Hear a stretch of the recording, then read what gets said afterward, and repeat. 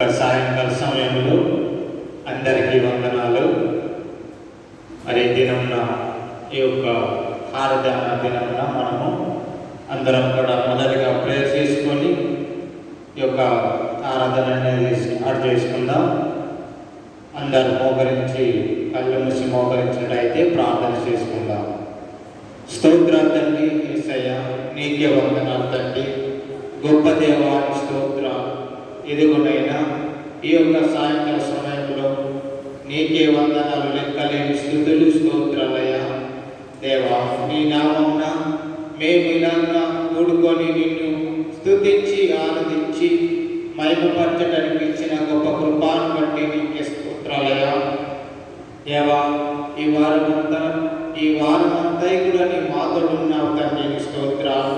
గొప్ప దేవా, నీవేనైనా ప్రతి చోట మాతో ఉండి నీవే మాకు అండ, కొండ, కోటగా, ఆశ్రయ దుర్గముగా నీవు మమ్మల్ని కాచి కాపాడుతున్న దేవాన్ని స్తోత్రాలు తండ్రి.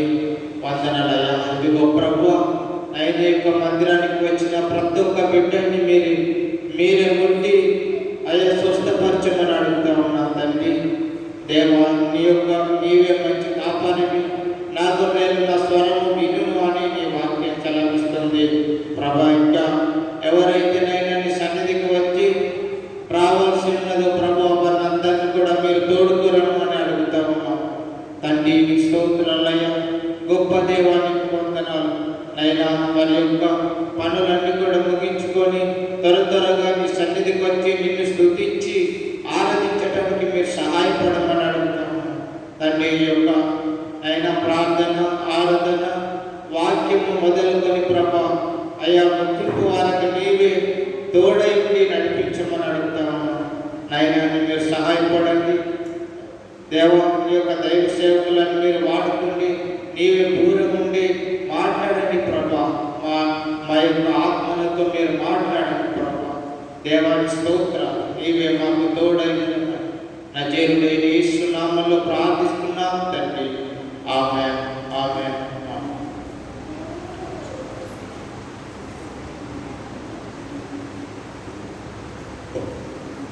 మనము ఈ సమయంలో కొద్ది పాటలు పాడి ఆ దేవుని గణపరుచుకుందాం.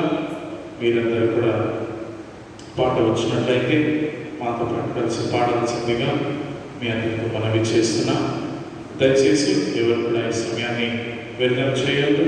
దేవుడిచ్చిన ఈ గొప్ప సమయాన్ని మనందరము ఆయన్ని మహిమపరచడానికి ఉపయోగించుకుని ఆ దేవుడిని గణపరుస్తాం.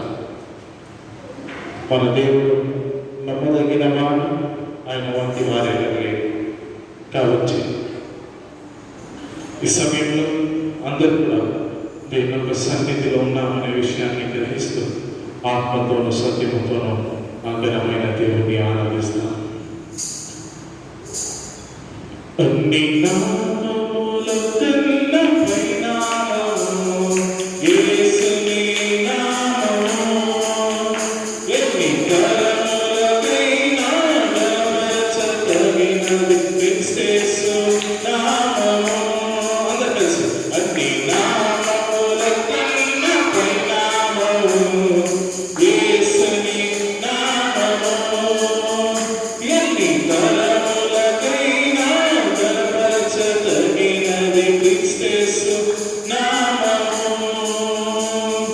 యేసు నామము జయము, సాతాన శత్రువులందరము. యేసు నామము జయము, సాతాన శత్రువులందరము. హల్లెలూయా, హోసన్నా, హల్లెలూయా, హల్లెలూయా, ఆమేన్. అందరూ కలిసి హల్లెలూయా, హోసన్నా, హల్లెలూయా.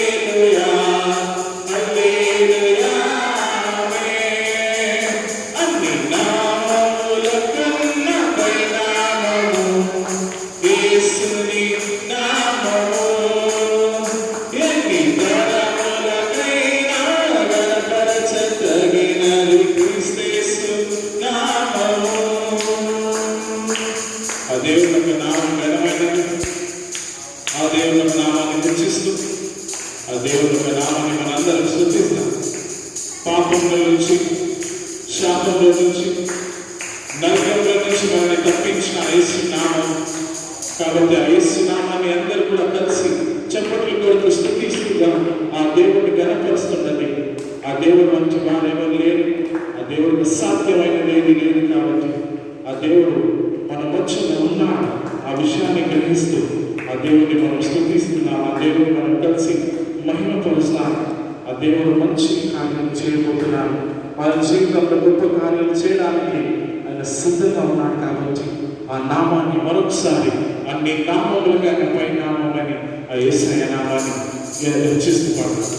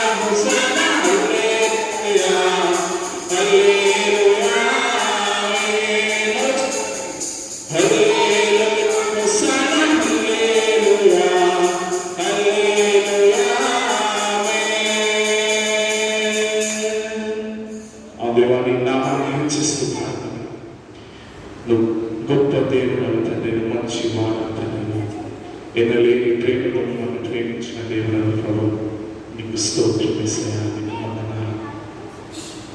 రాజాది రాజా దేవాది దేవా నీకు స్తోత్రం తెలియజేస్తాను ప్రభు. నరకం నుంచి వారిని తప్పించిన వాడను అంటే నీకు స్తోత్రం. ఆ రాజా నిత్య జీవాన్ని మాకు బహుమానంగా ఇచ్చిన దేవుడు నీకు తండ్రి నీకు స్తోత్రం. ఓ దేవా నీకు వందనాలు తెలియజేస్తాను, నీకు వందనాలు తండ్రి.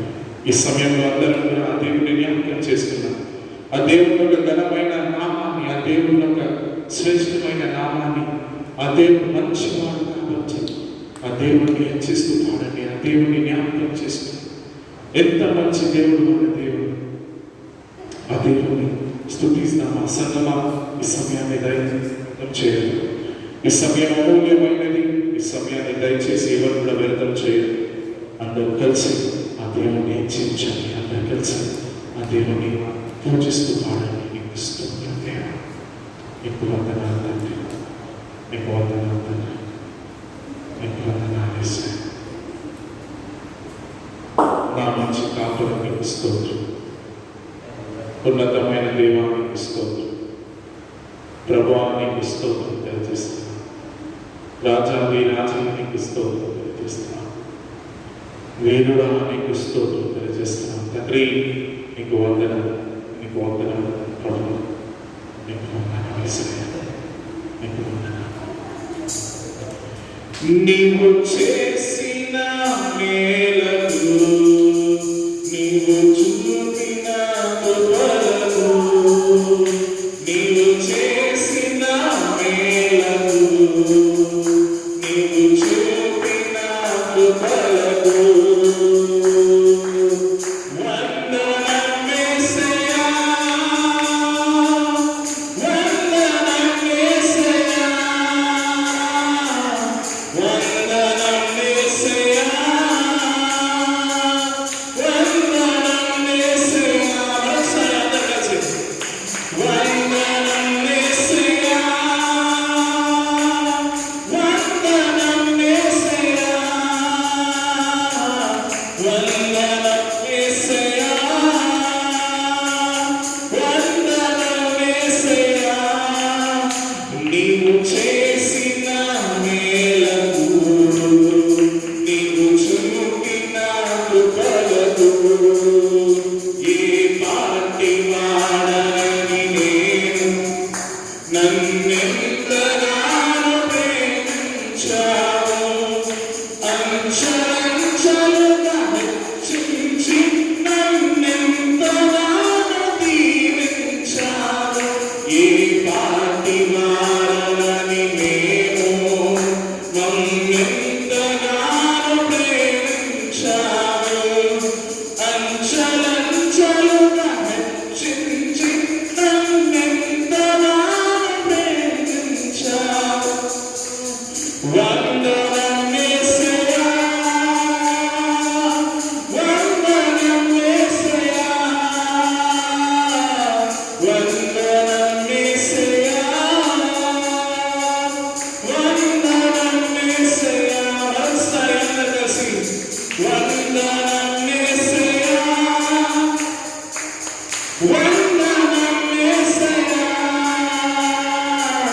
వందనం యేసయ్యా, వందనం యేసయ్యా.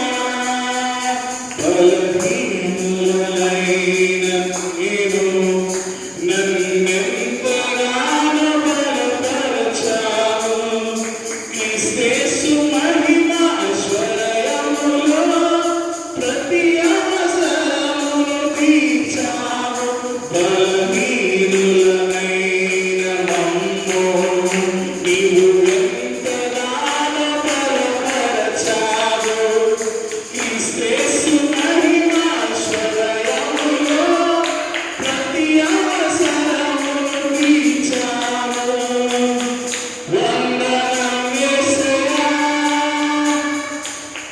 వందనం యేసయ్యా, వందనం యేసయ్యా, వందనం యేసయ్యా. చివరిసారిగా చేతులెత్తి వందనం యేసయ్యా, వందనం యేసయ్యా, వందనం యేసయ్యా, వందనం యేసయ్యా. ఆ దేవా నీకు వందనాలు. ఎన్నో మేలులు మా పక్షంగా చేశావు తండ్రి, ఎన్నో గొప్ప కార్యాలు మా పక్షంగా చేశావు దేవా. అవును తండ్రి, ఎంతగానో మమ్మల్ని హెచ్చించావు తండ్రి, ఎంతగానో మమ్మల్ని దీవించావు ప్రభా. ఎన్నలేని ప్రేమతో, శాశ్వతమైన ప్రేమతో మమ్మల్ని దీవించావు ప్రభా. ప్రభా నీ ప్రేమని వర్ణించలేదు, నీ చేసిన కార్యాలన్నీ మేము మాటల ద్వారా వర్ణించలేదు. మమ్మల్ని స్వస్థపరిచిన యెహోవా రాఫా, మమ్మల్ని ఆదుకున్న యెహోవా నీసి, మాకు అండగా ఉన్న యెహోవా షాలో ప్రభా నీకు స్తోత్రం తెలియజేస్తున్నాం తండ్రి. ఓ ప్రభా, ఈ సాయంకాల సమయంలో నీ బిడ్డలు నీ సన్నిధికి వచ్చిన, నిన్ను ఆనందించడానికి వాళ్ళు వచ్చిన, నేను పూజించడానికి వాళ్ళు వచ్చిన, నేను మహిమపరచడానికి వాళ్ళు వచ్చిన, మేము పాడుచున్న పాటలని స్వీకరించిన తండ్రి, మేము పాడుచున్న పాట ద్వారా మహిమ పొందుకో దేవా, నీకు స్తోత్రం తెలియజేస్తున్నాం. ఓ దేవా, నీకు వందనం తెలియజేస్తున్నాం తండ్రి, నీకు వందనం తెలియజేస్తున్నాం ప్రభా. ఎన్నో మేలులు చేసిన తండ్రి, ఎన్నో మేలులు మా పక్షంగా చేసిన ప్రభా, నీకు స్తోత్రం తెలియజేస్తున్నాం. నా కాపరి నీకు స్తోత్రం, నా మంచి దేవా నీకు స్తోత్రం తెలియజేస్తున్నాం. నా విమోచకుడా నీకు స్తోత్రం తెలియజేస్తున్నా, నా రక్షకుడా నీకు స్తోత్రం తెలియజేస్తున్నా, నా ప్రాణనాథుడా నీకు స్తోత్రం తెలియజేస్తున్నా ప్రభా. నిన్నే ఆనందిస్తున్నా, నిన్నే మహిమపరుస్తున్నా, నిన్నే స్తుతిస్తున్నాను దేవా, నీకు స్తోత్రం. అందరూ కలిసి మౌనంగా ఉండద్దు. ఈ సమయంలో ఆ దేవుని స్తుతిస్తుండండి, నోరెప్పి ఆ దేవునితో మాట్లాడుతుండండి. ఆ దేవునితో చెప్పండి, దేవా నాకు కావాలి, యేసయ్యా నువ్వు నాకు కావాలి, నీ ఉంటే చాలు దేవా, నీ ఉంటే చాలు, నీ మాటలో శక్తి, నీ గొప్పతనము తండ్రి నీవు కావాలని ఆ దేవుడితో తెలియచేయండి. ఆ దేవుడు మన మధ్యలో ఉన్నాడు. దిగిరా అని చెప్పండి, నన్ను అభిషేకించమని చెప్పండి, నా స్థితిని మార్చమని చెప్పండి. ఆ దేవుడితో మాట్లాడుతుండండి. ఆ దేవుడు ఇక్కడ ఉన్నాడు, ఆ దేవుడు ఇక్కడ ఉన్నాడు కాబట్టి ఆయనను పిలుస్తా, ఆయనని పిలుస్తా. నువ్వు రా, నీవే రావాలి యేసయ్యా అని చెప్పండి ఆ దేవుడితో. నీకు స్తోత్రం, నీకు స్తోత్రం యేసయ్యా, నీకు స్తోత్రం. ఎవరు ఒంటరినై అందరికీ దూరమై, ఎవరు లేక ఒంటరినై అందరికీ దూరమై, అనాథగా నిలిచాను, నువ్వు రావాలి యేసయ్యా, నువ్వు రావాలి యేసయ్యా, నువ్వు రావాలి యేసయ్యా, నువ్వు రావాలి యేసయ్యా. ఎవరు లేక ఒంటరినై అందరికీ దూరమై, ఎవరు లేక ఒంటరినై అందరికీ దూరమై, అనాథగా నిలిచాను, నువ్వు రావాలి యేసయ్యా, నువ్వు రావాలి యేసయ్యా, నువ్వు రావాలి యేసయ్యా, నువ్వు రావాలి యేసయ్యా. స్నేహితురాని నమ్మాను, మోసం చేశారు, బంధువులాని నమ్మాను, ద్రోహం చేశారు. స్నేహితులాని నమ్మాను, మోసం చేశారు, బంధువులాని నమ్మాను, ద్రోహం చేశారు. దీనుడనై అందరనై అనాథగానే నిలిచాను, దీనుడనై అందరనై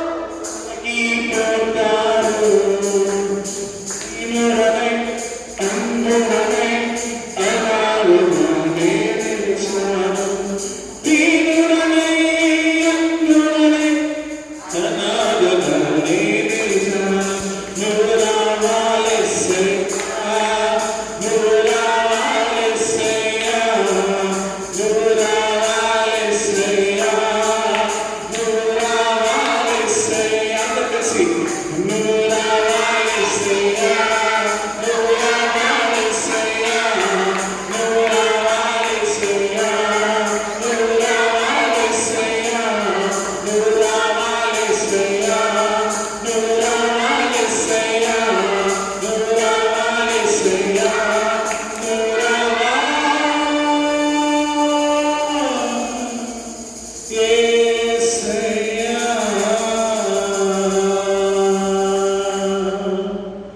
దేవా, నీవు లేని జీవితం దొరకదు. నీవు లేకుంటే నాకు ఏది దొరకదు తండ్రి. నీవు లేకపోతే నా జీవితానికి విలువ లేదు. కాబట్టి నువ్వు నా యేసయ్యా. ప్రతి సందర్భం నీవు నా తోడై ఉండాలి. ప్రతి సందర్భంలో నీవు నా పక్షంగా ఉండాలి. ప్రభా, నాకు విడువగా ఎడబాయక ప్రేమించా నీ ప్రేమని బట్టి నీకు స్తోత్రం. నీవు చూపించే జాలిని బట్టి నీకు స్తోత్రం తెలియజేస్తున్నాను. ప్రభా, ఈ సాయంకాల సమయంలో తండ్రి, నీ బిడ్డలు నీ వాక్యాన్ని వినడానికి వచ్చారు. నీ బిడ్డలు నేను ఆరాధించడానికి వచ్చాను. వాళ్ళని దీవించు, వాళ్ళని అభిషేకించు, వాళ్ళందరితో మాట్లాడు నా దేవా. నీకు స్తోత్రం స్తోత్రం తెలియజేస్తాను. ప్రభా, నీకు స్తోత్రం తెలియజేస్తాను. తండ్రి, నీకు స్తోత్రం తెలియజేస్తాను. ఓ దేవా, నీకు స్తోత్రం తెలియజేస్తాను. ఈ చివరి పాటలు పాడుతుండగా అందరూ కూడా మీ హృదయాలన్నింటినీ దేవుడికి సమర్పించాను. ఆ దేవుడికి తెలియచేయండి, దేవా, నేను నీ మధ్యలో నిల్చున్నా, నీ ఎదుట వచ్చున్నా, నాతో మాట్లాడు. ఓ దేవా, నాతో మాట్లాడమని ఆ దేవుడితో చెప్పండి. నీకు స్తోత్రం తెలియజేస్తాను. ఎవరు కూడా ఈ సమయాన్ని వ్యర్థం చేయరు. దయచేసి ఈ సమయాన్ని ఎవరు కూడా వ్యర్థం చేయొద్దండి.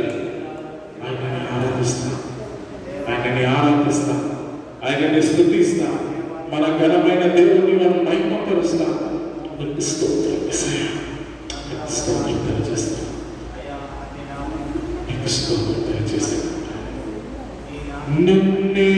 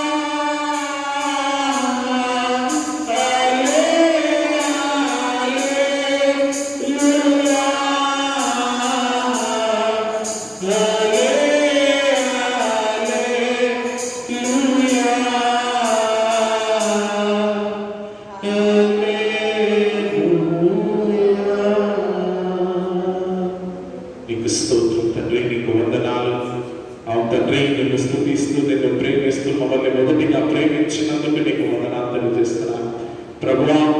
మాలో ఏ మంచి ఉందని మమ్మల్ని ఇంతగా ప్రేమించావు తండ్రి ప్రభా. మాలో ఏది లేదు తండ్రి. పెరిగిన నలిగిన మనసుతో ఈ సాయంకాల సమయంలో మీ సన్నిధిలో వచ్చాం. మాతో మాట్లాడు ప్రభువా, మాతో మాట్లాడు, మమ్మల్ని అభిషేకించు ప్రభు. ఈ సాయంకాల సమయంలో బిడ్డలందరినీ దీవించండి. ఈ వాక్య భాగం ద్వారా అందరితో మాట్లాడి మీరే మహిమ పొందాలని ప్రభు అయిన యేసుక్రీస్తు నామములో ప్రార్థించి వేడుకుంటున్నాను తండ్రి. ఆమేన్, ఆమేన్, ఆమేన్. దయచేసి కూర్చోండి. చాలా సంతోషం ఒకసారి ఈ సాయంకాల సమయంలో మీరందరూ కూడా దేవుని యొక్క వాక్యాన్ని వినడానికి వచ్చినందుకు ఎంతగా ఆనందంగా ఉంది, ఎంతగానో సంతోషమైన విషయం. చాలా తృప్తంగానే ఈ రోజున మీతో దేవుని యొక్క సందేశం, దేవుడు మనతో ఏం మాట్లాడబోతున్నాడనే కొన్ని విషయాలు మీ అందరితో పంచుకోవాలని ఆశపడుతున్నాను. దయచేసి కూడా బైబిల్ గ్రంథంలో ఆదికాండంలో 25వ అధ్యాయం, ఆదికాండంలో 25వ అధ్యాయం మనం ఒకసారి తెలుస్తాం. ఆదికాండము 25వ అధ్యాయం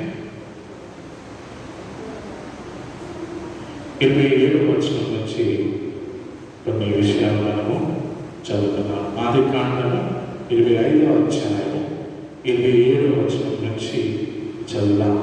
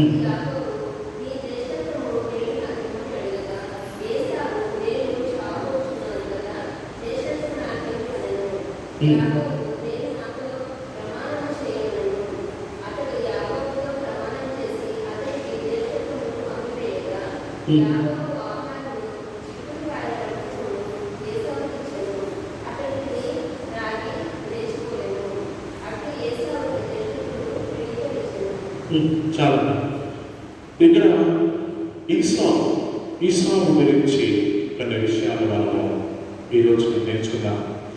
చాలా చక్కగా ఆ అధ్యాయంలో మనం ఏం చూస్తామంటే ఈసావు ఒక గుణలక్షణం. ఆయన ఏమంటున్నాడంటే ఈసావు ఆయన చేసే పనులేవి వేటాడేవాడు, వేటగాడు.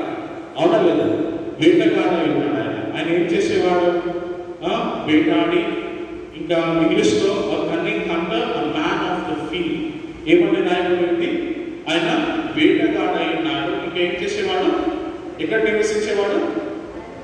అరణ్యంలో, కదా, అరణ్యంలో నివసించేవాడు అని రాయబడింది. అలాగే యాకోబు గురించి ఏం రాయబడిందండి? యాకోబు సాధారణమైన వ్యక్తి మరియు ఆయన గుడారాల్లో నివసించేవాడై ఉన్నాడు అని రాయబడింది. ఈసావుని ప్రేమించాడు. ఎందుకు? మాంసాన్ని తీసుకొచ్చి ఇచ్చేవాడు. ఈసావు ఏం చేసేవాడంటే నాయన ఇస్సాకుకి మాంసాన్ని తీసుకొచ్చి ఇచ్చేవాడు. కాబట్టి ఈసావుని ప్రేమించేవాడు. కానీ రెబెకా ఎవరిని ప్రేమించేది? యాకోబుని. అలాగే ఆ అధ్యాయంలో మనం చదువుతూ వస్తే ఒక రోజున యాకోబు ఏం వండుచున్నాడు?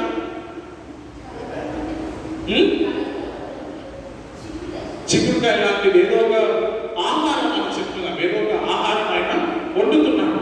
ఆ ఆహారం వండుతున్న సమయంలో వాళ్ళ అన్నయ్య ఈసావు ఎక్కడి నుంచి వస్తున్నాడు? పొలంలో నుండి వచ్చి ఏమంటున్నాడు? నేను అలసి ఉన్నాను. ఆయన ఏమంటున్నాడు? నేను అలసిపోయి ఉన్నాను. నువ్వు వండుతున్న విషయంలో నుంచి అదే నువ్వు ఏదైతే వండుచున్నావో ఆ దాంట్లో నుంచి కొంచెం నాకు ఇవ్వు అని ఆయన అడుగుచున్నాడు. ఎందుకు? నేను అలసి ఉన్నాను, feed me I pray thee with some bread pottage for I am faint. అలసిపోయి ఉన్నాను నేను, నాకు కొంచెం ఆహారం పెట్టు అని అడిగాను. అడిగినప్పుడు యాకోబు ఏమన్నాడో తెలివిగా ఏమడుగుతున్నాడు యాకోబు, సరే నేను నీకైతే ఆ ఆహారాన్ని పెడతాను ఆయన, కానీ నువ్వేం చేయాలి, నీ జ్యేష్ఠత్వాన్ని నాకు అమ్మివేయాలి. ఏమన్నాడు? నీ జ్యేష్ఠపు హక్కుని నాకు అమ్మివేయాలి, నువ్వు వ్యాపారం చేయాలి నువ్వు నాతో. నేను నీకు ఆహారం ఇస్తాను, కానీ ఆ ఆహారానికి బదులు నువ్వేమి ఇవ్వాలి, నీ జ్యేష్ఠపు హక్కుని నాకు ఇవ్వాలి. అప్పుడు ఈసో చెప్పిన మాట ఏమై ఉన్నదండి? నేను చావుకోచున్నాను, జ్యేష్ఠత్వ హక్కు నాకు ఎందుకు అని ఆయన ఏమంటున్నాడు? ఈసో మాట చూడండి, నేను చావులో ఉన్నాను, నేను చచ్చినా ఉన్నాను, ఇక్కడ ఈ జ్యేష్ఠపు హక్కు నాకు ఎందుకు? ఈ జ్యేష్ఠపు హక్కు నాకు ఏం లాభం చేస్తుంది? నాకు అవసరం లేదు. ఇదిగో జ్యేష్ఠపు హక్కును తీసుకొని నాకు కొంచెము ఆహారం ఇవ్వమని చెప్పాడు.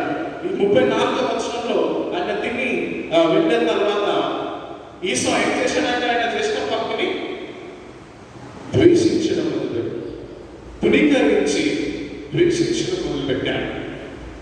తునీకరించాడంటే వదులుకున్నాడు, నాకు వద్దు, ఇది వద్దు, నాకు ఇంకా నా శరీరానికి కావాల్సింది నాకు ఇప్పుడు దొరికింది కాబట్టి ఆత్మీయానికి సంబంధించిన విషయం నాకు అవసరం లేదు అని ఈసో చెప్తున్నాడు.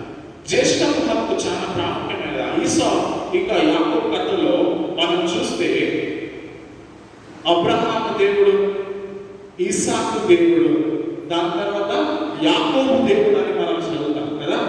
కానీ అది ఎలా ఉండాలంటే అబ్రహాము దేవుడు, ఇస్సాకు దేవుడు, ఈసా దేవుడు.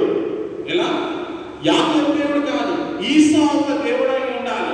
కానీ అలా జరగలేదు. ఎందుకంటే మన ఈసా ఆయన జ్యేష్ఠపు హక్కుని తునీకరించాలి. మనం ఆ కాలంలో అబ్రహాం కాలంలో ఒక ఒప్పందనాన్ని చేసుకున్నారు. ఏమని? ఇంట్లో పుట్టే మొదటి అబ్బాయి దేవుడికి సమర్పిస్తారు. ఇంట్లో పుట్టే మొదటి బిడ్డని వాళ్ళు ఏం చేస్తారంటే దేవుడికి సమర్పిస్తారు. వాళ్ళు దేవుని యొక్క సేవకులు కావాలి, వాళ్ళందరినీ కూడా దేవుడు ఆశీర్వదించేవాళ్ళు. ఎక్కువగా ఇంట్లో ఉన్న పెద్దవాళ్ళని దేవుడు ఆశీర్వదిస్తాడు. పెద్ద అబ్బాయిని ప్రాముఖ్యంగా ఇంట్లో పెద్దవాళ్ళని దేవుడు ఆశీర్వదిస్తాడు. ఇక్కడ ఈసో ఏం చేస్తున్నాడంటే అమ్మి వేస్తున్నాడు, వ్యాపారం చేస్తున్నాడు. దీంతో దేవుడికి సంబంధించిన విషయాలతో వ్యాపారం చేస్తున్నాడు. ఈసో కష్టపడి వచ్చాడు. మనము దీంట్లో నుంచి రెండు ఆత్మీయ పాఠాలు మీకు తెలియజేసి ఈ వర్తమానాన్ని ముగిస్తాను. మొదటి, చాలా మంది క్రైస్తవులు కూడా ఆత్మీయతతో వ్యాపారం చేస్తారు. అవునా లేదా? మనందరం కొన్నిసార్లు దానికి గురి అవుతాం. మనం ఏం చేస్తున్నామంటే మన శరీర కోరికలన్నింటినీ నెరవేర్చడానికి దేవుడి యొక్క విషయాలన్నింటినీ తీసి ఇట్లా పక్కన పడేస్తాం. దేవుడి యొక్క విషయం నాకు అవసరం లేదు. ఈ ఫలానా సమయంలో, ఈ సమయంలో నాకు కావాల్సింది ఏమై ఉన్నదంటే నా శరీర కోరిక. అక్కడ ఈసో ఏమని మాట అన్నాడు? నేను చచ్చేలా ఉన్నాను, ఈ జ్యేష్ఠపు హక్కు నాకు ఎందుకు అని అంటున్నాడు ఆయన. నేను చచ్చేలా ఉన్నప్పుడు, నేను చావులో ఉన్నప్పుడు నాకు ఈ జ్యేష్ఠపు హక్కు ఎందుకు? కానీ అలానే పౌలు గారిని ఒకసారి జ్ఞాపకం చేసుకుందాం. ఫిలిప్పీయులకు రాసిన పత్రికలో 1వ అధ్యాయము 21వ వచనంలో పౌలు గారు ఏమంటున్నారండి? ఫిలిప్పీయులకు రాసిన పత్రిక 1వ అధ్యాయంలో 21వ వచనంలో పౌలు గారు చూడండి, చాలా చక్కగా 1:21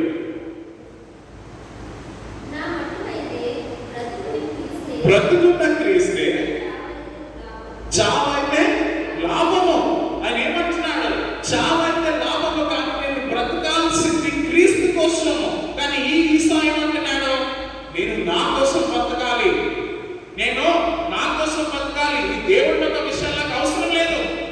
ఈ దేవుడిని నమ్మినాను, నేను పట్టించుకొని ఎక్కువగా నాకు కావాల్సింది ఏంటంటే నా జీవితం, నేను బాగుండాలి. ఇక్కడ నేను ఆకలితో చచ్చిపో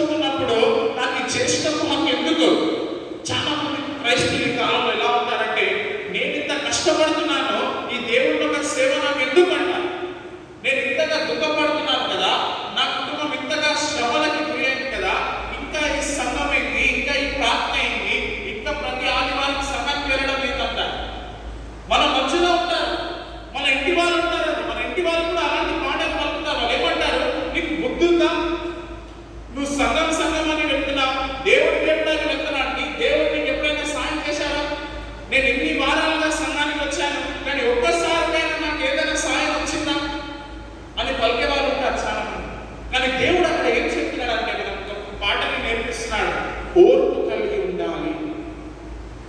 మన శ్రమలలో మనం ఓర్పు కలిగి ఉండకపోతే మనము ఆ ఫలాన్ని చూడలేదు. శ్రమల తర్వాత వచ్చేది ఏంటి? మహిమ. దేవుడి యొక్క మహిమని మనం చూడబోతున్నాం. ఉండి కొద్ది రోజుల ఉండి ఆ కాలం కోసం, ఆ కాలం కూడా కాదు, ఆ సమయం కోసం ఆకలిని తట్టుకోలేక ఈసా ఏం చేశాడు? దేవుడి యొక్క వంశవళి నుంచి దూరం అయిపోయాడు. ఇందాక చెప్పినట్టు ఆలోచించండి. అబ్రహాము దేవుడు, ఇస్సాకు దేవుడు, యాకోబు దేవుడు అని గొప్పగా చెప్తున్నాం మనం. ఆ వంశవళి నుంచి ఆయన తొలగించుకున్నాడు. ఆ వంశవళి నుంచి ఈసా బయటికి వచ్చేసాడు. ఎందుకు?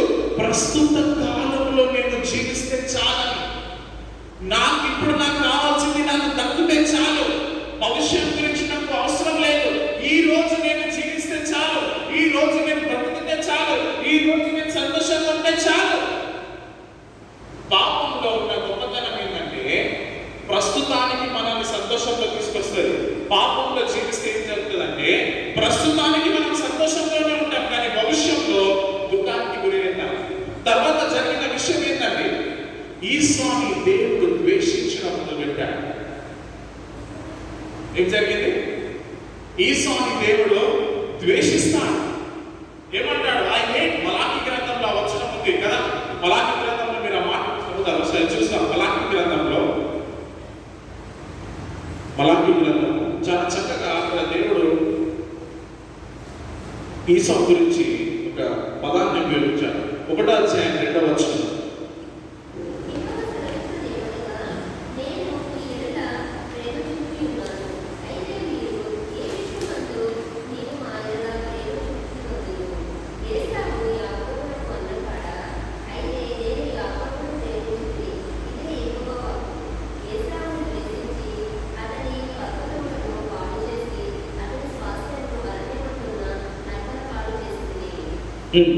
చూడండి ఏమంటున్నాడు దేవుడు అక్కడ?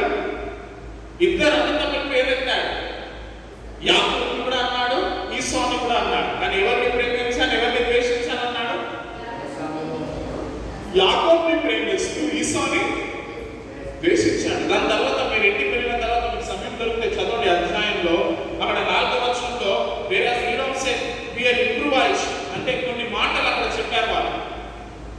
ఆ మాటలన్నింటినీ మీరు చదవండి. దేవుడు ఒక వ్యక్తిని ఆశీర్వాదంలోకి తీసుకురావాలని ప్రణాళిక కలిగి ఉంటారు. నీ పట్ల దేవుడు కలిగిన ప్రణాళిక ఏమై ఉన్నదంటే మీరు ఒక ఆశీర్వాదంగా మారాలని. యెర్మయా గ్రంథము 29వ అధ్యాయం 11వ వచనంలో ఆ విషయం అంతా రాయబడి ఉంటుంది.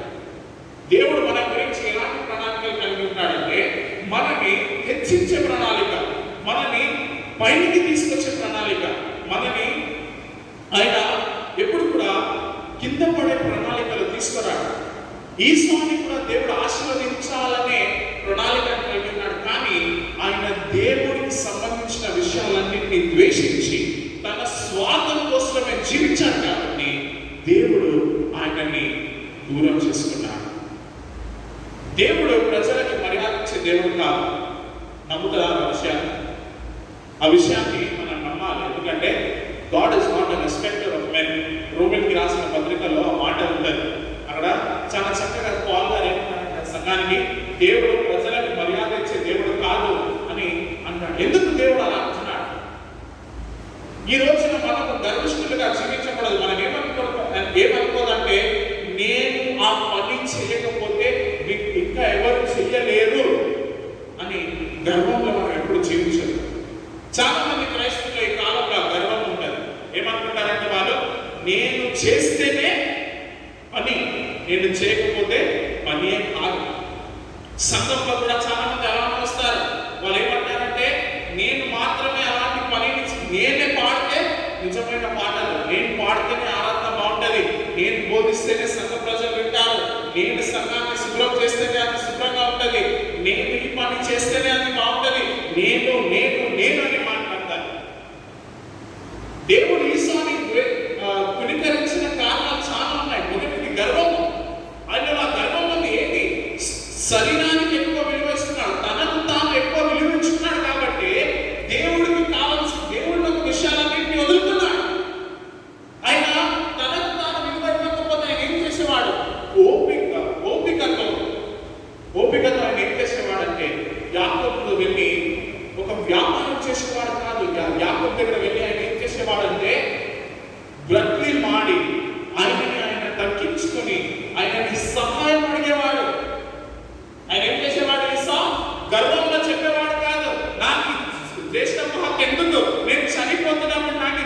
హక్కు ఎందుకు అని గర్వంగా చెప్పేవాడు కాదు. ఆయన ఏం చేసేవాడంటే నిజమైన క్రైస్తవులైతే తనను తాను తగ్గించుకొని ఆయన యాకోబుతో ఇలా చెప్పేవాడు, యాకోబు నువ్వు చెప్పేది మంచిది కాదు. దేవుడు యొక్క విషయాన్ని నేను ఎలా వ్యాపారం చేయగలను? నువ్వు నాకు సహాయం చేయి. నేను ఆకలితో ఉన్నాను, ఉన్నానయ్యా.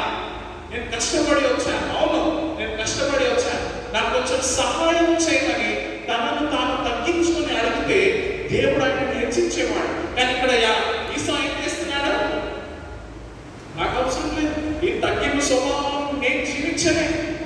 చాలా మంది క్రైస్తవులు ఎలా ఉంటారు, నేను నన్ను తగ్గించుకోలేదు, ఎదుటి వాడు నా దగ్గర వచ్చి తగ్గాలి కానీ నేను నన్ను తగ్గించుకోను. నేను ఎందుకు తగ్గాలి అంటారా లేదా? చాలా మంది నేను ఎందుకు తగ్గాలి? క్రైస్తవంలో ఉన్న గొప్పతనం ఏంటంటే మనం తప్పు చేయకపోయినా ఎదుటి వాడు ఎదురుగా తప్పాలి.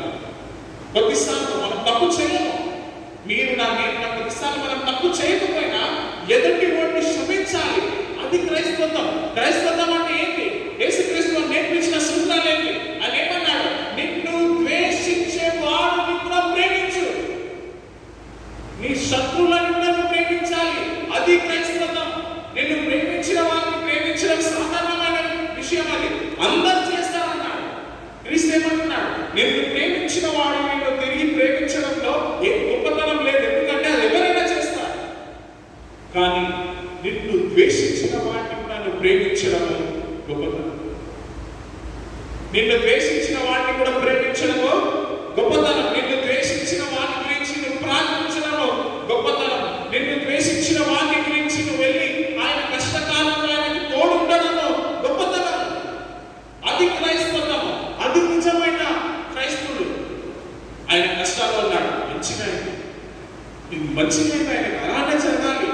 నన్ను ఎలా ద్వేషించే వాళ్ళు తెలుసా బ్రదర్ మీకు? నేను కష్టంలో ఉన్నప్పుడు నా గురించి ఎలా మాట్లాడారో తెలుసా మీకు బ్రదర్ అని చెప్పేవాళ్ళు చాలా మంది ఉంటారు. కానీ మనం ఏం చేయాలి?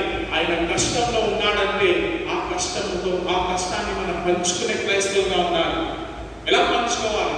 మనం ఎంత సహాయం చేయగలమో అంత సహాయం ఆయనకు చేయాలి. అలా చేసినప్పుడే ఆ వ్యక్తిలో కూడా మార్పులు వస్తాయి. దేవుడు మనల్ని ఎప్పుడు ప్రేమించాడు? క్లాసులో మనం నేర్చుకున్నాం. దేవుడు మనల్ని ఎప్పుడు ప్రేమించాడు? అమ్మగారు ఎప్పుడు ప్రేమించాడు? మీరు చెప్పిన జవాబు కరెక్ట్. కష్టంలో ఉన్నప్పుడు. మనమే కష్టం అంటే ఎలాంటి కష్టంలో ఉన్నాము చెప్పండి? ఘోరమైన కష్టం. ఆ కష్టం ఏంటి? పాపము. మనం దేవుడికి శత్రువులై ఉన్నామండి. శత్రువులై ఉన్నప్పుడు దేవుడు మనల్ని ప్రేమించాడు. ప్రేమించి మాటల ద్వారా చెప్పాలా? సిలువ సాదృశ్యం దానికి. సిలువ దానికి జవాబు. ఆ సిలువలో ఏం జరిగింది? నిన్ను నేను ప్రేమిస్తున్నానని ప్రాణాన్నిచ్చి చూపించాను. ఆ లోకం అంటే లోకాన్ని పక్కన పెట్టండి. మనమున్న ఆ లోకంలో, మీరున్న వ్యక్తిగతంగా లోకంలో, నేనున్న దేవుడు మిమ్మల్ని నన్ను వ్యక్తిగతంగా ప్రేమించి మీకోసం నా కోసం ప్రాణాన్ని అర్పించాడు. అంటే ఆయన ఏం చూపిస్తున్నాడు? నేను నిన్ను అంతగా ప్రేమించాను. నువ్వు నా శత్రువి, అయినా నేను ఏం చేస్తున్నాను తెలుసా? శత్రువు నిన్ను మిత్రుడుగా మార్చుకుంటానంటున్నాడు దేవుడు. అది దేవుడిలో ఉన్న ప్రేమలో ఉన్న గొప్పతనం. దేవుడి యొక్క ప్రేమల ఈసా ఇక్కడ ఏం చేశాడు? స్వార్థం, అహంకారం, గర్వం, ఆ విషయాలన్నింటిని బట్టి ఏమంటున్నాడు? అహంకారపు మాటలు చూడండి. ఆకలితో ఉన్నప్పుడు నాకు జ్యేష్ఠపు నాకు ఎందుకు అంటున్నాడు ఆయన. మొదటిది ఆయన ఆ జ్యేష్ఠపు హక్కుకున్న విలువని ఆయన తెలుసుకోలేదు కాబట్టి దాన్ని అమ్మవేశాడు. క్రైస్తవులుగా ఉన్న మీరు ఆత్మీయతానికి సంబంధించిన విలువని తెలుసుకోకపోతే దానికి మర్యాద ఇవ్వరు. ఎప్పుడు కూడా కొన్ని విషయాలకి మర్యాదను ఇవ్వడం నేర్చుకోండి. మొదటిది దేనికి మర్యాద ఇస్తారు? సంఘాన్ని. సంఘం పట్ల చురుకైన భావాన్ని కలిగి ఉండదు. సంఘం పట్ల ఎప్పుడు కూడా చురుకైన భావాన్ని. సంఘం అంటే ఈ 4 గోడల బిల్డింగ్ కాదు. సంఘ సభ్యులు, సంఘంలో ఉన్న చిన్న వ్యక్తి నుంచి పెద్దల దాకా వాళ్ళందరికీ మర్యాదనివ్వాలి. మీకు గుర్తుందో లేదో, నేను ఒకసారి ఇక్కడ బోధించాను. ఏమని చెప్పాను? ఎదుటి ఓడు నీకైనా గొప్ప ఓడిలా చూడాలి. నేను నన్ను గొప్పగా చూసుకోవట్లేదు. ఈ రోజు ఇక్కడ నిల్చొని మీకు బోధిస్తున్నా, ఆయన కూడా నేను మీకైనా తక్కువ నన్ను చూసుకుంటున్నా. ఎందుకు? మీరు ఏదో ఒక విషయంలో నాకైనా గొప్పవాళ్ళు. నేను బోధిస్తున్నాను, మీరు పాటిస్తున్నారే. నేను పాడుతున్నాను, మీరు జీవిస్తున్నారే. మీరు చేయని పని మీరు చేస్తున్న పనిని నేను చేయలేనేమో, అలాగే నేను చేస్తున్న పనిని మీరు చేయలేరేమో. అలాగని మనం ఏం చేస్తాం? ఒకళ్ళు ప్రేమలో ఒకళ్ళు తగ్గించుకొని మనం జీవిస్తాం. కాబట్టి సంఘ సభ్యుల దగ్గర ఎప్పుడు కూడా ఈ యొక్క విషయాన్ని దూరం పెట్టుకొని, ఈ చులకన భావం అనేది ఎవరైనా కావచ్చు. చిన్న సండే స్కూల్లో చిన్న పిల్లల నుంచి పెద్దోళ్ళ దాకా సంఘంలో వాళ్ళందరికీ మర్యాదని అవి అహంకారంతో వాళ్ళని చులకన భావంతో చూడదు. ఈయననే పర్లేదు, ఈ అక్కనైనా పర్లేదు లేదా. వాళ్ళు ఎవరై ఉన్నారు? మీరు చెప్పండి చూస్తాను. సంఘ సభ్యులు ఎవరై ఉన్నారు దేవుడి దృష్టిలో? దేవుడు యొక్క సైన్యం. ఇంకా మీరేమనుకుంటున్నారు? సైన్యం ఇంకా ఆలోచించండి. దేవుడు యొక్క కుటుంబం, దేవుడు యొక్క కుటుంబం. ఇంకా ఏమై ఉన్నారు? దేవుడు ఏమై ఉన్నారు? దేవుడు యొక్క మంద, ఇంకా కుమారుడు కుమార్తెలు. ఇంకా ఇంకొక పదం కోసం చూస్తారు, స్నేహితులు. ఇంకా ఒక్క పదం ప్రాముఖ్యమైనది, దాన్ని విలువిస్తామని. దేవుని యొక్క ప్రజలు, దేవుని యొక్క ఆస్తులు. సంఘ సభ్యులు ఎవరో తెలుసా? దేవుని యొక్క ఆస్తి, పరలోక వారసులు. ఇప్పుడు మన సంఘంలో ఇలా అనుకోండి, ఎగ్జాంపుల్ ఇస్తున్నాను, మనం తప్పుగా అర్థం చేసుకోవద్దు. ఎగ్జాంపుల్ ఇస్తున్నాను. మన సంఘంలో ఒక గొప్ప వ్యక్తి, ఒక గొప్ప ధనవంతుడు ఉన్నాడు అనుకోండి, ఆయనకి ఎంత మర్యాద ఇస్తారు? సరే, మన సంఘంలోనే ఒక గొప్ప వ్యక్తి, అంటే బాలాజీ నగర్ కోఆపరేటివ్ గారే వస్తున్నారు అనుకున్నాం. మన సంఘానికి ప్రతి ఆదివారం సంఘ సభ్యుడుగా బాలాజీ నగర్ కోఆపరేటివ్ గారే వస్తున్నారు అంటే ఆయనకి ఎంత మర్యాద ఇస్తారు? ఆయనకి చేరలేకపోతే ఏం చేస్తారు? మీరు లేచిందని ఆయనకి చేరిస్తారు, అవునా లేదు? మర్యాద ఇస్తాం. ఎందుకు? అరే బాలాజీ నగర్ ఏరియాకి కోఆపరేటర్, గొప్ప ధనవంతుడైనా గొప్ప వ్యక్తి అయినా అని ఆయనకు మర్యాద ఇస్తాం. అంతేందుకు మన బాలాజీ నగర్ మాస్టర్ జాన్ వారు సంఘ తిరుమలగిరి నుంచి ఎవరైనా వస్తే వాళ్ళకి ఎంత మర్యాద ఇస్తున్నాము? ఎందుకు ఇస్తున్నాము మర్యాద? అరే మనల్ని ప్రేమించి వాళ్ళు ఎంతగా వచ్చి మన కోసం వచ్చారని అంతగా విలువిస్తున్నాం కదా. దేవుడు యొక్క సంఘం ఇవ్వాలి. అలాగే బయట నుంచి వచ్చిన వాళ్ళకి ఇస్తున్న మర్యాదని లోపల్లో ఉన్న వాళ్ళకి ఎందుకు ఇవ్వలేదు? ప్రతి ఒక్క వ్యక్తి ఇక్కడ కూర్చున్న చిన్న పిల్లలు, గ్లోరీ లాంటి వాళ్ళు, అఖిల్ లాంటి వాళ్ళు, జాన్సన్ లాంటి వాళ్ళు, జాయ్ లాంటి వాళ్ళు, దేవుడి యొక్క సొత్తు, దేవుడి యొక్క ఆస్తి.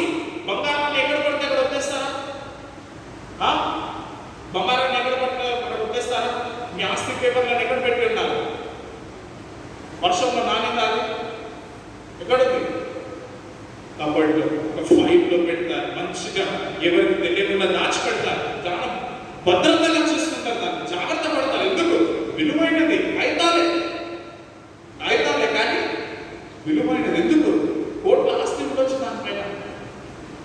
మీ ఎదుట కూర్చున్న వాడు కోటీశ్వరుడు, మీ ఎదుట కూర్చున్న వాడు పరలోక వారసుడు. ఆయన పేరు నిమిత్తం ఒక బంగారం ఇల్లు ఉంది పరలోకంలో. ఆయనలో క్రీస్తు నివసిస్తున్నాడు. ఇంకేంది?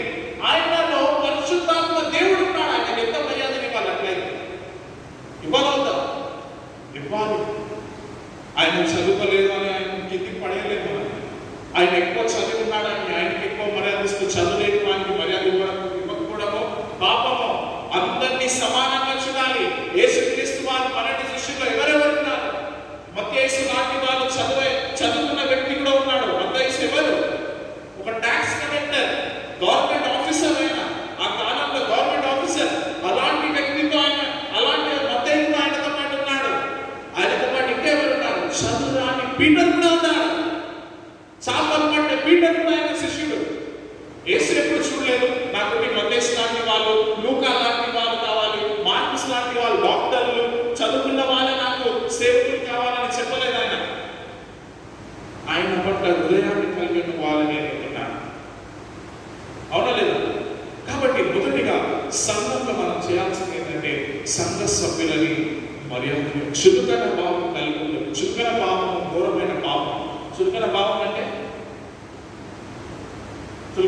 అంటే ఎదుటి వాడికి మర్యాద ఇవ్వకపోవడం. అయినే కదా తప్పలేదు, అది తప్పండి, ఘోరమైన తప్పదు. ఎవరైనా ఉండనివ్వండి, వాళ్ళకి మర్యాద ఇవ్వాలి. సండే స్కూల్ పిల్లలైనా మర్యాద ఇవ్వాలి, మన సంఘంలో ముసలైన మర్యాద ఇవ్వాలి. ఇవ్వాల్సింది ఎందుకు? వాళ్ళు దేవుడు ఒక ఆస్తి, దేవుడు ఒక కుటుంబం. మీకు చెప్పితే దేవుడు ఒక కుటుంబం, దేవుడు ఒక సైన్యం. మిలిటరీ ఆఫీసర్ మీ మధ్యలో ఉంటే ఎలా ఉంటుంది? ఇస్తారా లేదా మర్యాద? అనేది సైనికుడికి మర్యాద ఇస్తారా లేదా? ఎందుకు ఇస్తారు? సైనికుడు కాబట్టి. మీ మధ్యలోనే ఎంతమంది సైనికులు కూర్చున్నారే, వాళ్ళకి ఎందుకు ఇవ్వట్లేదు? మన మధ్యలో ఉన్నారు సైనికులు. మీరు ఒక సైనికులు, మీ పక్కన కూర్చున్న వాడు ఒక సైనికుడు, ఆయనకి ఎందుకు ఇవ్వట్లేదు? సంఘంలో మనము కొద్ది నిమిషాలు సంఘం గురించి ధ్యానిస్తున్నాం. కొద్ది వారాలు, గత 2 వారాల నుంచి సంఘానికి కావాల్సిన విషయాలన్నింటినీ ధ్యానిస్తున్నాం. కాబట్టి దీన్ని కూడా అందుచేతనే చెప్తున్నా, సంఘంలో మనం ఇవ్వాల్సింది ఏంటంటే మర్యాద, చురుకైన భావం మనల్ని తీసేయాలి. రెండోది ప్రజల గురించి చెప్పాను. రెండోది దేని పట్ల చురుకైన భావం ఉండొద్దంటే ఆరాధన పట్ల. ఆరాధన సమయము అమూల్యమైనది. చిన్నపిల్లలతో చెప్తున్నాను, జాగ్రత్త వినండి. ఆరాధన సమయము అమూల్యమైనది. అటు ఇటు చూసుకొని ఇష్టం వచ్చి వాళ్ళు ఈయన చేపెట్టాడా, ఆయన నన్ను మూసాడా, ఈయన ఏం చేస్తున్నాడు, ఆయన ఏం చేస్తున్నాడు అని చూడు. ఆ సమయంలో మీరు గుర్తించుకోవాల్సింది ఏంటంటే దేవుడు మీ ఎదుట నిల్చున్నారంటే. మీ స్కూల్ టీచర్ మీ ఎదుట నిల్చుంటే ఆయన ముందు ఆడితే ఏం జరుగుతుంది? నీ ప్రిన్సిపల్ ఎదుట ఆడితే ప్రిన్సిపల్ ఏం చేస్తాడు? కొడతాడు. ఇంకా పనిష్మెంట్ ఇస్తాడా లేదా? భయంతో చేస్తావా? ఆయన ఎదుట ఉన్నాడంటే నువ్వు ఏదైనా చెడు పనులు చేయగలవా? ఎందుకు? భయం కదా. ప్రిన్సిపల్ దేవుడు అంటే ఆ భయం ఎందుకు? అందరికీ, చిన్నపిల్లలకి చెప్పట్లేదు, అందరికీ దేవుడు అంటే ఆ భయం. ఒక మనిషికి ఇస్తున్న విలువకి మనం దేవుడికి ఇవ్వలేకపోతున్నాం. మనుషుడికి ఇస్తున్న విలువ, ఇందాక దేనికైనా ముందు చెప్పాను, ఆపరేటర్ గారు, మిలిటరీ ఆఫీసర్ సంఘంలో వస్తే ఆయన ఎంతో మర్యాద. కానీ ఈ మందిరాన్ని సృష్టించిన దేవుడికి ఎందుకు లేదు మర్యాద? ఎందుకు లేదు? ఎప్పుడైనా ఆలోచించాలా? ఈసా ఏం చేస్తున్నాడండి? మర్యాద ఇవ్వట్లేదు. దేవుడు ఆయన ఇచ్చిన జ్యేష్ఠ హక్కుకి ఆయన మర్యాద ఇవ్వట్లేదు. కాబట్టి తర్వాత ఏం జరిగింది? దేవుడు ఒక ప్రజలకి శత్రువుగా మారాడు. ఇడోమైట్స్ ఏమయ్యారు? వాళ్ళు ఇజ్రాయెల్ ప్రజలకి శత్రువులు. సొంత తమ్ముడు శత్రువుగా మారాడు. ఎందుకు?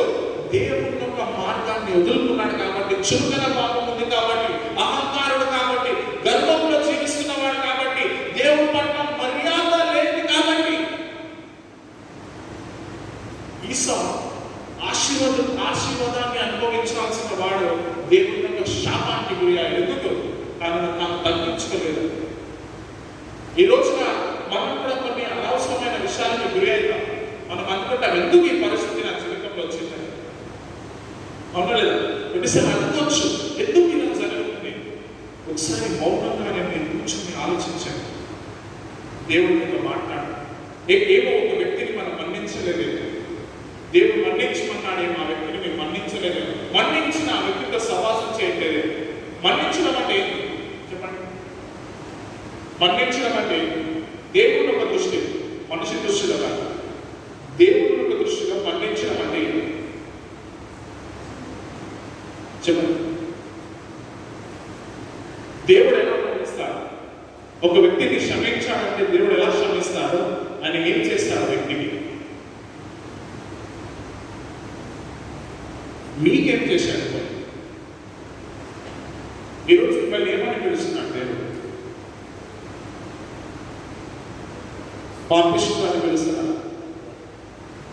ఏమని పిలుస్తున్నాడు? నా కుమారుడు. ఇంకా వచ్చిన ఒకసారి ప్రకటన 5:9 ఏమన్నాడు? రాజులు యాజకులు. 2 పీటర్కి రాసిన పత్రిక. సరే, అంతే మనము ధ్యానిస్తున్న దుర్గదేశంలో కానీ 7వ అధ్యాయంలో అక్కడ దేవుడు ఏమన్నాడు? మిమ్మల్ని నేను ఏర్పరచుకున్నాను, మీరు నా సైన్యం, మీరు నాకు కావాల్సిన వారు అన్నాడు లేదా? దేవుడు క్షమిస్తే ఎలా క్షమిస్తాడు చెప్పండి? ఎలా క్షమిస్తాడు? క్రీస్తు ద్వారా. అది మార్గం. కానీ ఎలా మార్గం? కానీ ఆయన క్షమాపణ ఎలాంటిది? ఆయన క్షమాపణ ఎలాంటిది? 1 యోహాను 1వ అధ్యాయం 9వ వచనం చదవండి. 1 యోహాను గ్రంథం 1వ అధ్యాయం 9వ వచనం. ఆయన క్షమాపణ ఎలాంటిదో ఒకసారి చూద్దాం.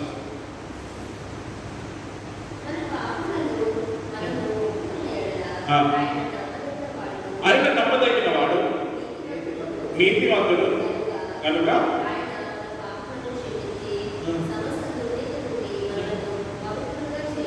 ఆమె ఏం చేస్తున్నాడు? పవిత్రులుగా చేయాలి. పవిత్రులుగా చేయాలంటే మీరు చేసిన పాపాన్ని గుర్తుపెట్టుకుంటున్నారా? ఒక్కసారి నేను దేవుడి దగ్గర వెళ్ళి, దేవా నన్ను క్షమించు, నేను ఫలానా పాపము చేశాను అని ఆయన దగ్గర వెళ్ళి తల వచ్చి క్షమాపణ అడుగుతూ ఆయన ఏం చేస్తున్నాడంటే, ఆయన నమ్మదగిన వాడు, నీతివంతుడు కాబట్టి మీకు చేసిన తప్పుని వెంటనే క్షమించి రెండో భాగం గొప్పది మర్చిపోతాడు. మనం ఆయనకి వ్యతిరేకంగా చేసిన పనిని క్షమించిన తర్వాత దేవుడు మర్చిపోతాడు, గుర్తించుకోడు. సంవత్సరం తర్వాత దేవుడు చెప్పడు, నీకు గుర్తుందా బిడ్డ ఆ రోజు ఈ పాపం చేశావని చెప్పాడు. మానవుడు కాదు కదా దేవుడు. మనమైతే ఏం చేస్తాం? క్షమించేస్తాం. కానీ గుర్తు మర్చిపోము. సపోజ్ ఇప్పుడు నేను ఇక్కడ జర్మాయ నాకు ఏదో ఒక తప్పు చేశాను, నా పక్షంగా జర్మాయ తప్పు చేశాను. నేను జర్మాయ వచ్చి, అన్నా నేను తప్పు చేశాను, నన్ను క్షమించుకొని జర్మాయ అడిగితే నేను ఏం చేస్తానంటే, సరే జర్మాయ నువ్వు ఒప్పుకున్నావు కాబట్టి నేను క్షమిస్తాను అని క్షమిస్తాను. కానీ నేను నిజమైన క్రైస్తవుని కాకపోతే నేను ఏం చేస్తాను తెలుసా? ఆయన నాకు ద్రోహం చేశాడని నా మనసులో ఉంచుకొని ఆయనకు మెల్లమెల్లగా సహవాసం అనేది విరగొట్టుకుంటా. సహవాసం అనేది అంతగా చేయలేదు. ఇంతకు ముందు నేను జన్మ ఎలా ఉండేవాళ్ళం అంటే చాలా మంచి వాళ్ళం. ఎక్కడ పెడితే నేను జన్మ కనిపించేవాళ్ళం, ఏది పడితే నేను ఇంకా జన్మ కలిసి పని చేసేవాళ్ళం, మంచి స్నేహితులం. కానీ నా స్నేహితుడు నాకు ద్రోహం చేశాడు. ఆ విషయం నేను మర్చిపోలేదు, క్షమించేశాను. నా మిత్రుడు జన్మయ నేను ఆయన క్షమించాను, కానీ ఆయన విషయాన్ని నేను మర్చిపోలేదు. కాబట్టి నా సహవాసం అనేది జన్మయ ఏం జరిగింది? విరిగిపోయింది. అది క్రైస్తవం కాదు. ఒక వ్యక్తిని క్షమించాలంటే ఆ వ్యక్తిని క్షమించిన తర్వాత ఆయన మీకు ఎలాంటి నేరం చేసినా ఆ నేరాన్ని మర్చిపోయి మళ్ళీ ఆ వ్యక్తితో సహవాసం చేయడమే గొప్పతనం. కష్టం కదా, వింటుంటేనే కష్టంగా ఉంది, పాటించడం ఎలా? నన్ను ద్రోహం చేసిన వాడిని క్షమించి ఆయనతో సహవాసం చేయమంటున్నావేందయ్యాను అని మీరు మనసులో అనుకోవచ్చు. కానీ అదే చేయాలి, అదే క్రైస్తవం, అది దేవుడు చేశాడు. లేదు ఒకసారి ఆలోచించండి, ఎన్నిసార్లు మనం దేవుడికి ద్రోహం చేశామా లేదా? చేశారా లేదా? ఈరోజు చేశారా లేదా? ఆనందంగా వచ్చినప్పుడు క్షమాపణ అడిగాడా లేదా? అడిగాను కదా. దేవుడు మీతో మాట్లాడుతున్నాడా లేదా? మాట్లాడుతున్నాడు. ఎందుకంటే ఆయన నీతివంతుడు, నమ్మదగిన వాడు. నీతివంతుడు, నమ్మదగిన వాడు. కష్టం అండి. నేను ఈరోజు మీకు చెప్తున్న విషయాలన్నీ కొంచెం కఠినంగా ఉండొచ్చు, పాటించడానికి ఇంకా కష్టంగా ఉండొచ్చు. కానీ చేయాలి, తప్పదు. చేయకపోతే ఏం జరుగుతుంది? నా ఇష్టం, నేను చెయ్యను, నా ఇష్టము నేను చెయ్యనని చెప్పే వాళ్ళు కూడా ఉంటారు. పర్లేదు. ఇక్కడ లెక్క చెప్పడం అవసరం లేదు. నాకు చెప్పడం లెక్క చెప్పడం నాకు అవసరం లేదు. గుర్తించుకోండి, సింహాసనంలో కూర్చున్న వాడిని జవాబు చెప్పాలి. అప్పుడు దేవుడు అంటాడు, క్షమిస్తే నువ్వు అరకిలో తగ్గిపోయావా? క్షమిస్తే ఏం జరుగుతుంది చెప్పండి? ఒక వ్యక్తిని క్షమించాలంటే ఏం జరుగుతుంది?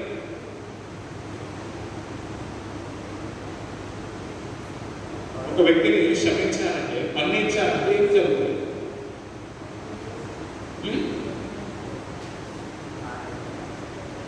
గట్టిగా సంతోషం. ఎందుకు సంతోషం? ఎవరు సంతోషపడతారు?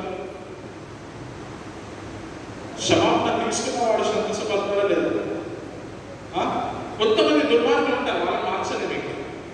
మీరు ఎంత వాళ్ళు మరలా తప్పు చేస్తూనే ఉంటారు, వాళ్ళని ఏం మార్చలేదు, వాళ్ళ కథ వేరేది. అందుకోసం నేను పౌలు గారు రోమీయులకు రాసిన పత్రిక 16వ అధ్యాయంలో అలాంటి వ్యక్తుల గురించి ఏమన్నానంటే, వాళ్ళని గుర్తించి వాళ్ళని దూరం చేసేయండి. సపోజ్ శర్మ ఉన్నాడు, ఒకసారి నేను క్షమించాను, మరలా తప్పు చేశాడు, రెండోసారి క్షమించాను, మూడోసారి తప్పు చేశాడు, మరలా క్షమించాను, అదే తప్పు చేస్తున్నాడు ఆయన. క్షమించిన తర్వాత కూడా అదే తప్పు 5-6 సార్లు చేశాడు, 10 సార్లు చేశాడు, 70 సార్లు చేశాడు. ఆయన మారట్లేదంటే అప్పుడు ఆయనని గుర్తించి ఆయనని నేనేం చేస్తాను, ఆ విషయంలో దూరం పెట్టాను. బైబిల్ గ్రంథంలో యేసుక్రీస్తు మరి ఎంతసార్లు క్షమించమన్నారు ఒక వ్యక్తిని? 70-7 అవునా లేదు? 7 సార్లు అంటే చాలా లెక్క అయిపోతుంది. అంతసార్లు క్షమించాలి, అంతం లేదు. క్షమాపణకి అంతం లేదు, దానికి ముగింపు అనేది లేదు. ఒక వ్యక్తిని జీవితకాలం క్షమిస్తే రా. కాబట్టి ఈ రోజున ఈ 2 విషయాలు సంఘంలో, ఇంకా ఎక్కువ విషయాలు ఉన్నాయి, మనం దాని గురించి ధ్యానిస్తాం. ఈసాని దేవుడు ద్వేషించాడు, ఎందుకంటే ఆయన చురుకైన భావంతో జీవించాడు. ఎవరి పట్ల? దేవుని యొక్క ఆస్తి పట్ల, దేవుని యొక్క విషయం పట్ల చురుకైన భావం. ఈ రోజున మన మధ్యలో ఉన్న దేవుని యొక్క ఆస్తి ఏమైందంటే సంఘం. ఆ సంఘం పట్ల చురుకైన భావాన్ని కలిగి ఉంటాడండి. రెండోది, ఆయన ద్వేషంలో జీవించాడు, మీరు ప్రేమలో జీవించాడు. ఆయన దేన్ని ద్వేషించాడు? దేవుడు ఇచ్చిన ఆ జ్యేష్ఠ హక్కుని ద్వేషించాడు. మనకు దేవుడు ఇచ్చిన గొప్ప గుణలక్షణం ఏంటో తెలుసా? ప్రేమలో జీవించడం, ఎదుటివాడిని క్షమించడం. ఆ విషయాన్ని మీరు ద్వేషించాలంటే ఈసా లాంటి గుణలక్షణాల్లో మనం జీవిస్తున్నాడు. కాబట్టి 2 విషయాలు, చులకన భావాన్ని దూరం చేస్తూ, రెండోది దేన్ని దూరం చేయాలి? గర్వాన్ని దూరం చేస్తే దేన్ని దూరం చేయాలి? అహంకారాన్ని దూరం చేయాలి, క్షమాపణని హృదయాన్ని దూరం చేయాలి, క్షమించాలి. ఎదుటివాడిని క్షమించే పని మీద సంపాదించండి. కష్టము అమ్మ చెప్తున్నాను ముగింపులో, జాగ్రత్తగా వినండి. ఈ రోజు మీకు బోధించిన, ఈ రోజు మనం కలిసి నేర్చుకున్న విషయాలు పాటించాలంటే చాలా కష్టం, కానీ సాధ్యం కాదు. చాలా కష్టం, కానీ అసాధ్యమైతే కాదు. ఎందుకు? ఆదికాండం 18వ అధ్యాయం 14వ వచనం, నాకు అసాధ్యమైనది ఏమైనా ఉందా అని దేవుడు ప్రశ్నించాడు. ఆ దేవుడు ఒక తలుపు తట్టండి, ఆ దేవుడిని అడగండి, దేవా నాకు సంఘంలో చురుకైన భావం కాకూడదు. రెండోదిగా, ఆరాధన సమయంలో తండ్రి నేను పూర్ణ భక్తితో నీ ఎదుట నిలిచేవాళ్ళు నాకు శక్తి దయచేయి. సంఘంలో వచ్చిన తర్వాత నా హృదయాన్ని సిద్ధపరచుకోదు. సంఘానికి వచ్చే ముందు మనం ఏం చేస్తాం? ఇంట్లో మనల్ని మనం సిద్ధపరచుకుని రావాలి. ప్రతిరోజు దేవుడి సమయాన్ని గడుపుతూ ఈ 2 విషయాలు పాటించండి. ఆరాధనకి ఎక్కువ విలువ ఇవ్వండి, సంఘంలో ప్రతి ఒక్క వ్యక్తిని మర్యాదలు ఇవ్వండి, క్షమించండి. ఇవన్నీ దేవుడికి సంబంధించిన గుణలక్షణాలు. దేవుడి యొక్క గుణలక్షణాల్లో మనం జీవించాలి కాబట్టి, దేవుడిని హెచ్చించాలి కాబట్టి, దేవుడి యొక్క ప్రేమని, కాబట్టి ఈ విషయాలన్నీ మనం పాటిస్తున్నప్పుడే మనం దేవుడిని హెచ్చించి దేవుడిని మహిమపరచగలం. ఆమేన్. ఇంకా కొన్ని విషయాలు ఉన్నాయి, వచ్చే వారంలో మనం ఇంకా ఈ స్వామికి సంబంధించిన విషయాలు నేర్చుకుందాం. ఆ విషయాలు కూడా గుర్తించుకోండి, ప్రార్థించుకుందాం. అయితే ముగింపు ప్రార్థన జర్మా చేస్తారు, నేను చిన్న ప్రార్థన చేస్తాను. ఆ తర్వాత ముగింపు ప్రార్థన జర్మా చేస్తాను. పరిశుద్ధ మంచి వర్తమానాన్ని అందించినందుకు మీకు స్తోత్రం. ప్రభాని బిడ్డలను దీవించండి. చక్కని సమయం, చక్కని వర్తమానాన్ని అందించినందుకు మీకు స్తోత్రం. ప్రభా, ఈ సమయంలో సంఘానికి కావాల్సిన ప్రాముఖ్యమైన విషయం మీరు మాతో పంచుకొని వస్తున్నారు. తండ్రి, ఈ చురుకైన భావం నుంచి మిమ్మల్ని దూరం చేయండి. ఆరాధన సమయాన్ని విలువడానికి మనం కృపను చూపించు. అలాగే ఇద్దరిని క్షమించే ఆ కృపని మాకు దయచేయమని ప్రార్థిస్తున్నాను. నీ గుణలక్షణాలను నేను జీవించి నిన్ను మహిమపరిచే ప్రజలు మమ్మల్ని మార్చుకుని ప్రభువైన యేసుక్రీస్తు నామములో ప్రార్థించి వేడుకుంటున్నాను తండ్రి. ఆమేన్. ఆమేన్. సో ముగింపు ప్రార్థన దయచేసి నిల్చోండి. జపమాల చేస్తాను. ప్రార్థన చేసుకున్న తర్వాత ఆరాధన ముగించుకుందాం.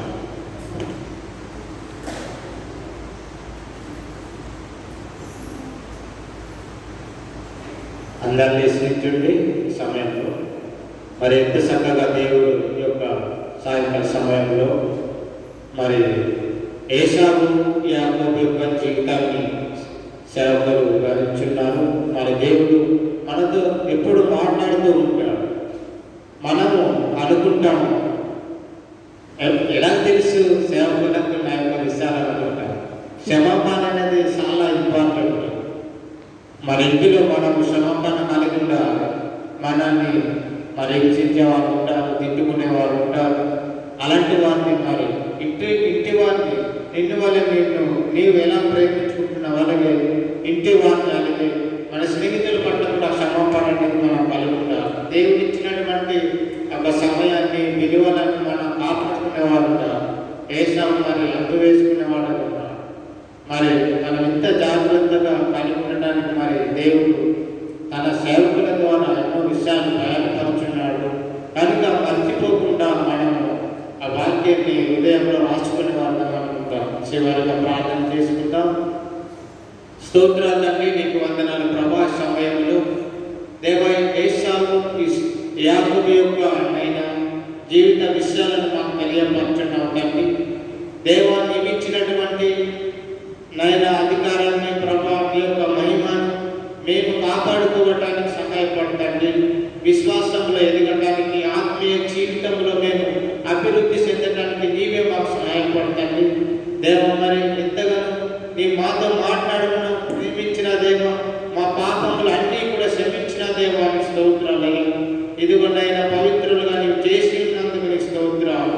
మరి ఎంతగానో నీ యొక్క సేవకుల ద్వారా నీ మాట్లాడి మమ్మల్ని బలపరిచినందుకు స్తోత్రాలు. బుద్ధి జ్ఞానం నేర్పించే దేవానికి స్తోత్రములు. నీకే వందనాలు తండ్రి. యొక్క సమయంలో నేను మరి కొద్ది ఆరాధన వాక్యం నీవు మాకు తోడై నడిపించినందుకు నీకే వందనాలు తెలియజేస్తున్నామయ్యా. విన్న బిడ్డలందరినీ కూడా మీరు పేరు పేరున ముట్టండి. అనారోగ్యంలో ఉన్న వారిని మీరు స్వస్థపరచండి ప్రభా. నైనా మరి ఎన్నో చిక్కల్లో ఉన్న వారిని విడిపించండి ప్రభా. స్తోత్రాలు నైనా. మరి యొక్క సమయంలో నీకే నైనా యొక్క ఆరాధన ఈ యొక్క వాక్యము ఇదంతా కూడా మాకు తెలియపరచినందుకు నీకు వందనాలు తెలియజేస్తూ నజరేయుడైన యేసు నామములో ప్రార్థిస్తున్నాం తండ్రి. ఆమేన్. ఆమేన్. తండ్రి అయిన దేవుని ప్రేమ, కుమారుడైన యేసుక్రీస్తు కృప, పరిశుద్ధాత్మ సహవాసం మనకు మన కుటుంబాలకు ప్రభు అనేకులకు సేవకులకు తోడై ఉండడు గాక. ఆమేన్. ఆమేన్. అందరికీ వందనాలు. Praise lord.